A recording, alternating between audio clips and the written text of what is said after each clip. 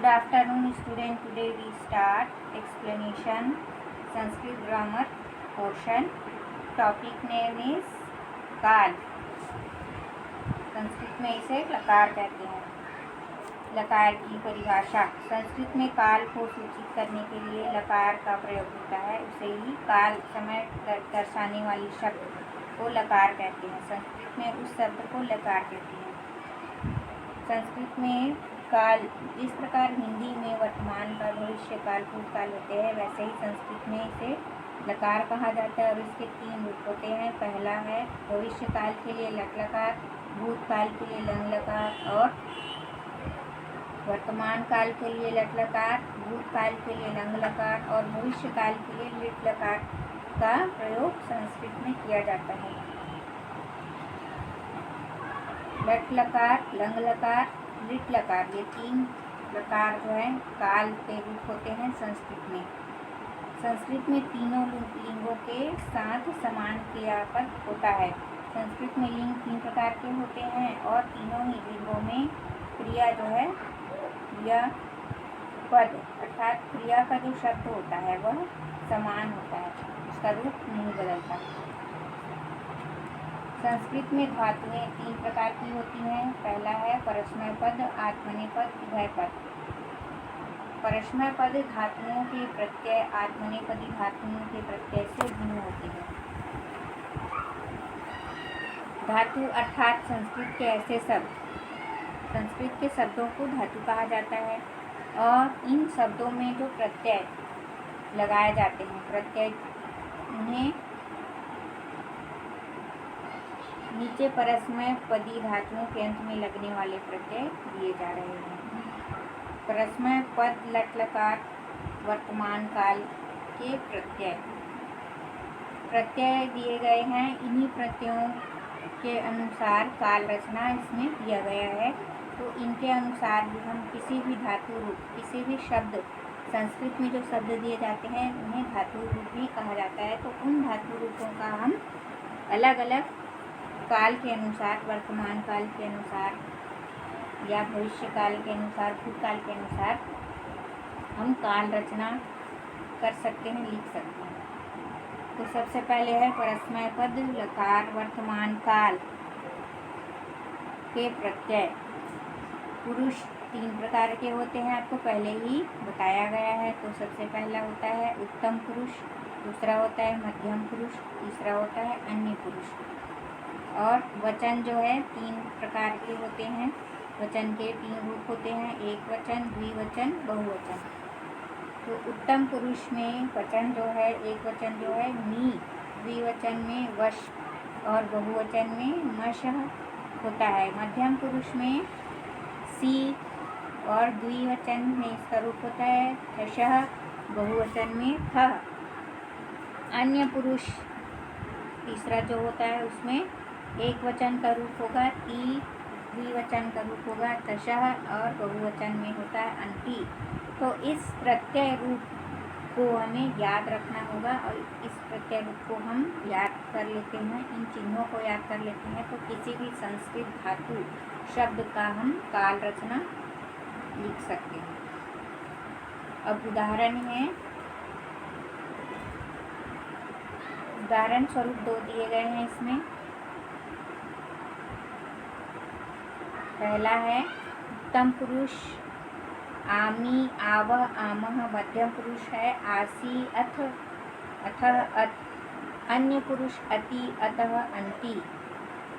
यहाँ पर आमी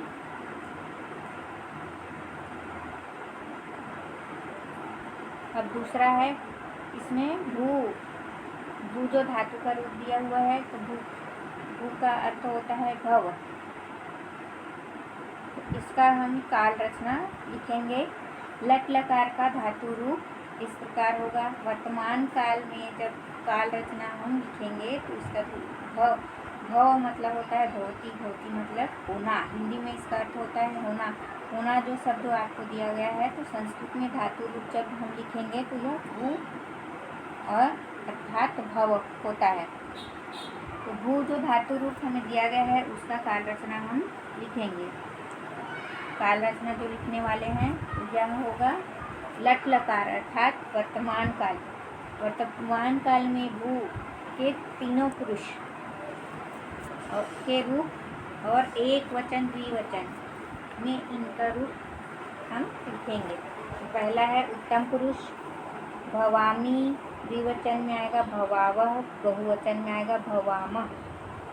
मध्यम पुरुष एक वचन भवशी, द्विवचन में भवतः, बहुवचन भवत। अन्य पुरुष में भवती, द्विवचन में भवतः और बहुवचन में भवंती। क्योंकि इसमें प्रत्यय रूप जो हमने पहले सबसे पहले ऊपर में जाना है उसमें दिया गया है। प्रत्यय रूप क्या होता है? मी, वह, मह, सी, थ, थ, ती, त, अंति। यह प्रत्यय अर्थात सबसे अंतिम जो अक्षर होते हैं वह कहलाते हैं प्रत्यय, जिसे जोड़कर हम शब्द निर्माण करते हैं। तो इसमें प्रत्यय को ही हमें जोड़ना है। शब्द के साथ इन प्रत्ययों को जोड़ने से हम काल रचना कर सकते हैं। तो इस तरह से हमने काल रचना करना सीखा है। तो सबसे पहले वर्तमान काल के रूप को हमने लिखना सीखा। तो इसको आपको याद करना है जो ऊपर प्रत्यय रूप दिया गया है। प्रत्यय के तीनों वचनों के रूप और तीनों पुरुष के नाम। तो आप कोई भी धातु रूप शब्द आपको दिया जाएगा तो आप काल रचना कर सकते हैं। तो ये आपका वर्तमान काल आपने सीख लिया। अब है भूतकाल। भूतकाल में आपके लिए फिर से नया प्रत्यय रूप दिया गया है। अब प्रत्यय रूप से हमने काल रचना करना सीखा। अब भूतकाल में हम उपसर्ग से प्रत्यय उपसर्ग जोड़कर काल रचना करना सीखेंगे। पुरुष, उत्तम पुरुष, मध्यम पुरुष, अन्य पुरुष। पुरुष के तीनों रूप होंगे, वचन के तीनों रूप होंगे, एक वचन, द्विवचन, बहुवचन।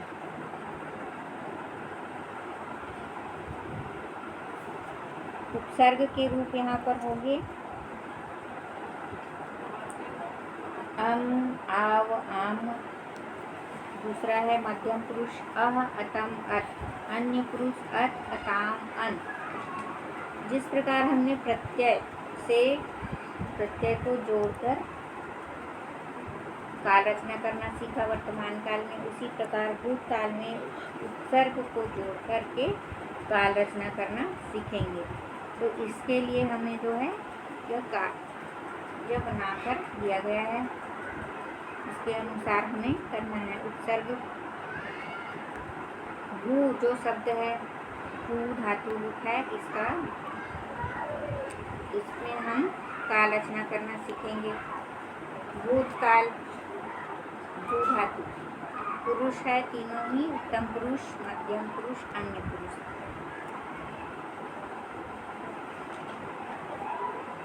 काल का रूप है भूतकाल, तो संस्कृत में इसे कहते हैं लंग लकार। वचन एक वचन, द्विवचन, बहुवचन। शब्द है भू, भव मतलब होता है होना।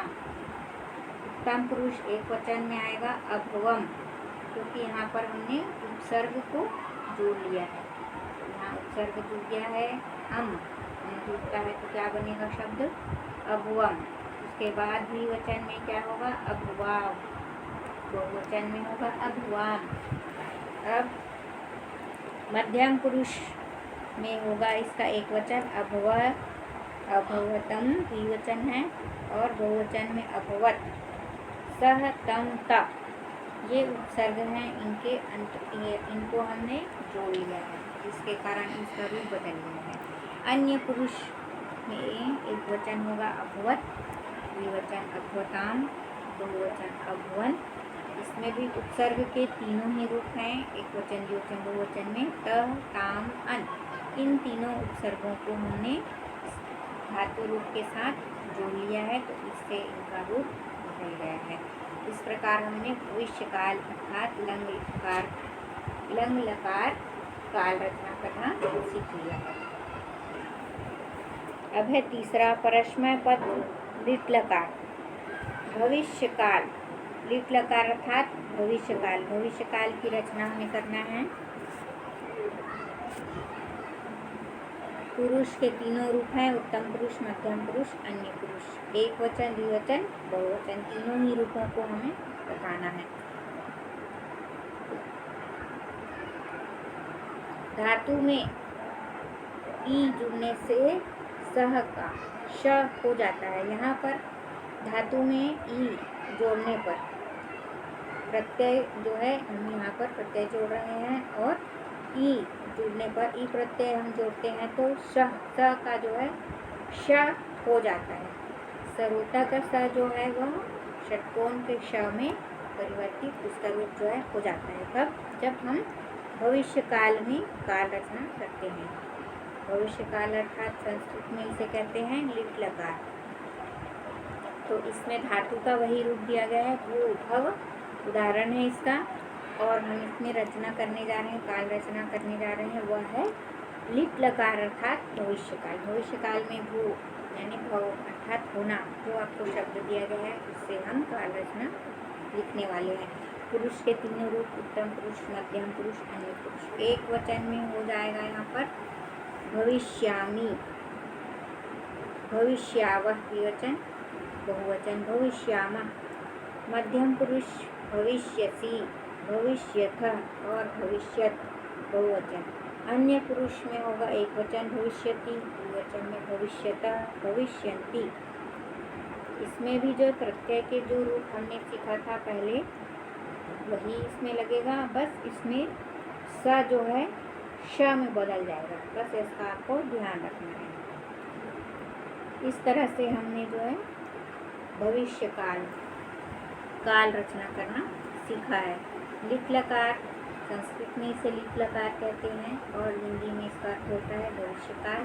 प्रत्यय चिन्हों के माध्यम से काल रचना करना हमने आज सीखा। इसी प्रकार है वर्तमान काल, भूतकाल, भविष्यकाल, तीनों ही रूपों को हमने आज लिखना सीखा है। अब एक तीनों काल के अलावा इसके एक और काल जो होता है वह होता है अज्ञात काल, जिसे हम जानते नहीं हैं, जो अचानक घटनाएं जो हो जाती हैं उन्हें कहते हैं अज्ञात काल। और संस्कृत में इसे कहते हैं लोट लकार। संस्कृत में इसका नाम है लोट लकार और हिंदी में इसे कहते हैं अज्ञात काल, और इंग्लिश में इसे फ्यूचर टेंस कहा जाता है। तो यह आपको समझाने के लिए मैंने यूज़ किया है, बताया है।